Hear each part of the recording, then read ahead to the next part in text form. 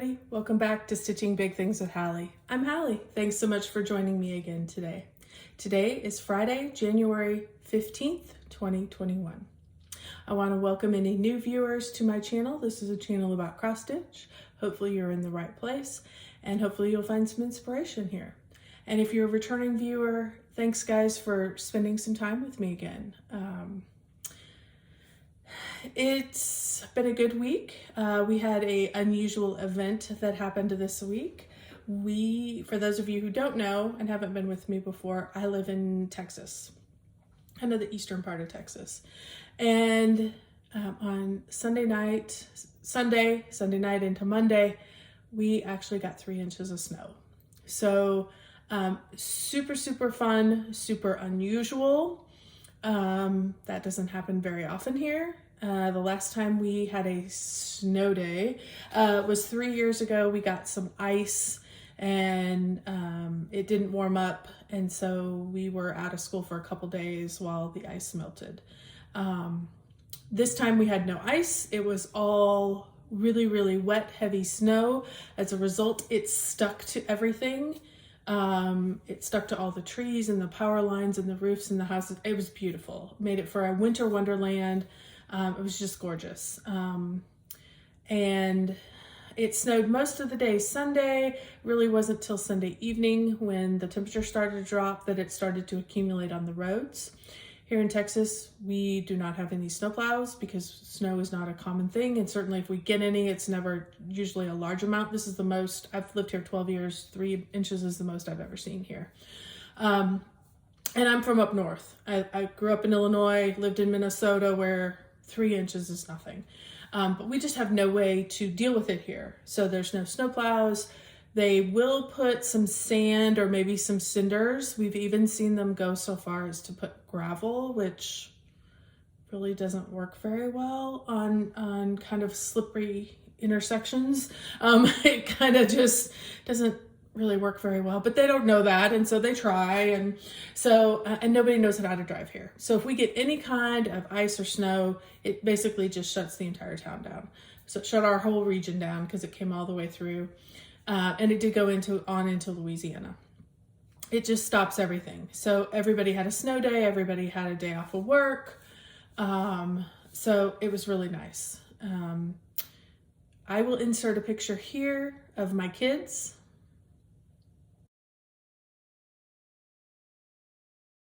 As I like to say, you're never too old when it snows in Texas. You're never too old. Get out there and play in the snow. So, and that's my 3 boys are on the 3 on the right. The one that's on the left is one of their dear friends that they've known forever, who it spends a lot of time at our house. So it's super fun to have some pictures of them doing something they don't normally get to do. So that was the exciting activity of this week. It's been a busy one here otherwise, getting Christmas put away, getting the house put back into order. I have a college student who will be leaving tomorrow to return back to school. So today we're going to be packing him back up. Basketball is going hot and heavy. We had a couple days where we went to Dallas in the evenings. There's been some stitching, but not a huge amount. It wasn't a record-breaking week by any means. So I have a little bit to show. So this should be a fairly quick one, so don't get settled in too quick. Okay, let's start with my first project that I was working on. I was working on this last week. You guys saw it. This is Mini Santa Nutcracker by Artecy. And I have been working on this. I'm using this for Full Coverage Fanatics Bookshelf Challenge.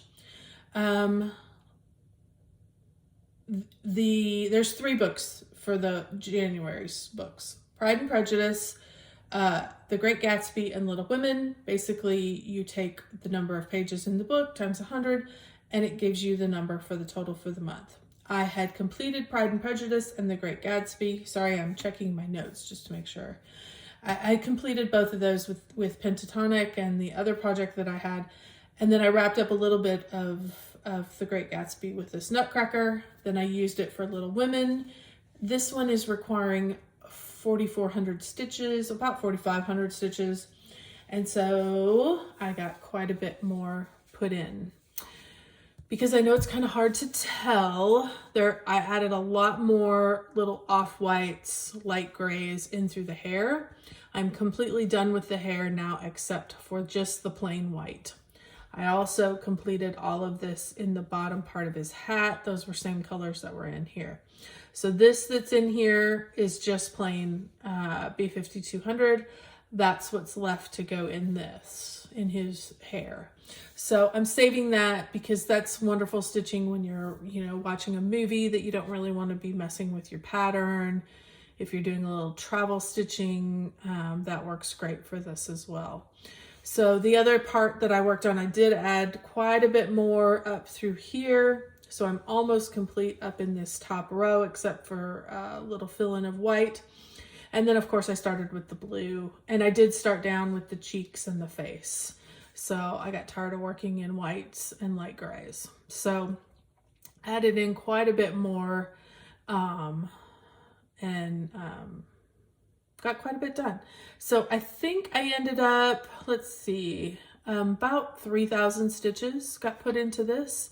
And so I have about 800 left. So I had gotten a few put in for this bookshelf challenge the week before. So I have about 800 left on this. So you will see this again next week. I am going to wrap it up. Just so you know, this is 18 count easy grid fabric. I'm doing 2/2 just because I like the loop start. And as you can see my Q-snap clip on the outside.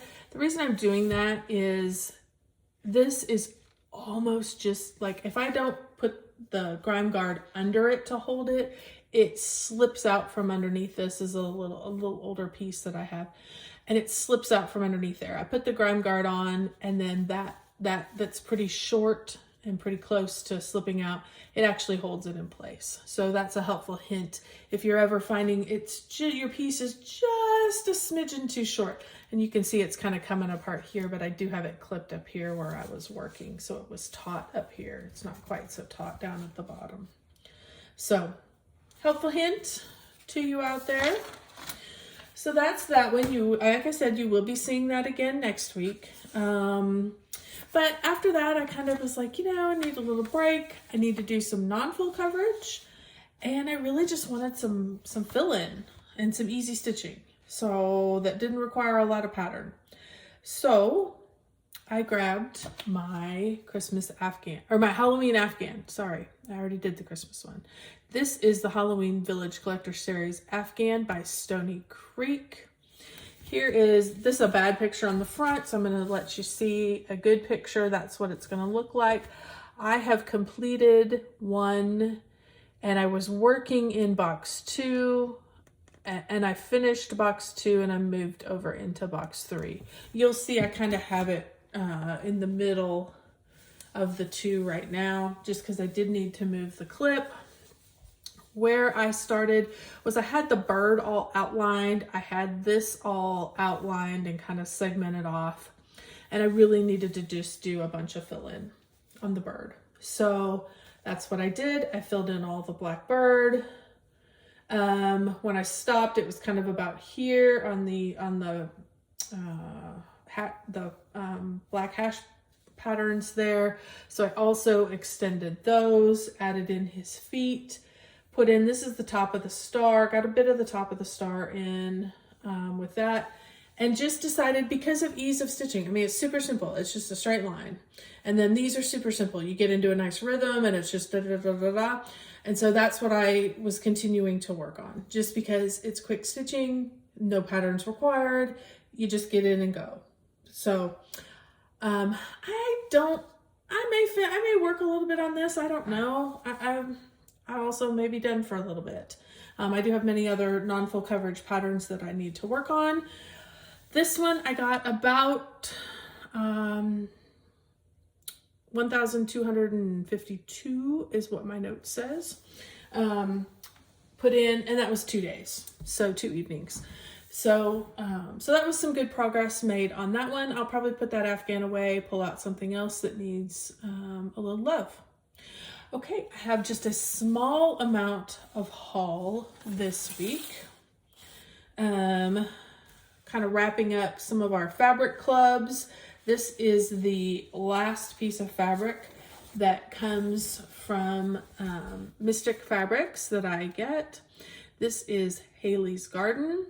You can see it's my December 2020. I do get a fat half, 32 count. And y'all, this is gorgeous. Absolutely gorgeous.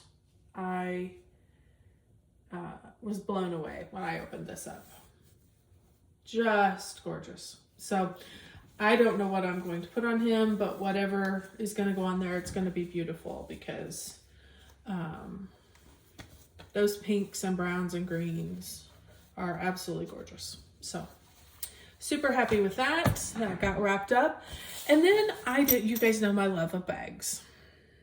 It's well known if you're new, I have a bag problem. Most of the time I do Garon tote bags. They're my very favorite. I do have another bag maker. She does not make bags very often. She does not do orders. It is Stitch All the Things, Christine Slaughter. And occasionally she puts a bag up. She makes some bags, she sews, does a lot of sewing on her sewing machine, and occasionally she will put bags up for sale on her D-Stash Instagram account. When I catch it, I get one. I have 2 currently, love them, and now I have 3. This is the bag that was put up. She put 4 up. Again, they're very small numbers. It's 1 or 2. This was the only one that looked like this. There was one that was a blue, more of a blue tone, and the bottom was blue. But I love this one. It's absolutely gorgeous. Let me show you inside. This is not going to fit any of my big full coverage. That's okay. Don't want it. If I could convince her to make me a bag that size, I would have done so. Because her bags are great and they would be wonderful, but that's not the size she makes. This is the size she makes. And what I like is how thick it is. So you get some width on it. It's not a small skinny bag. Inside is this gorgeous, gorgeous pattern, coordinating fabric. She also, I probably can do it this way, probably the best. She always puts in a couple pockets. So that's super nice. Huge bag. Also inside, she always seems to put a thing of floss. This is Color and Cotton, hand-dyed floss, and this is the colorway Candyland. So super fun. It just absolutely screams this bag. So that was super fun to see. I also love she has a little tag in here, handmade by Christine Slaughter, and that is her logo, Stitch All the Things. So it's just a super well-made, wonderful quality bag.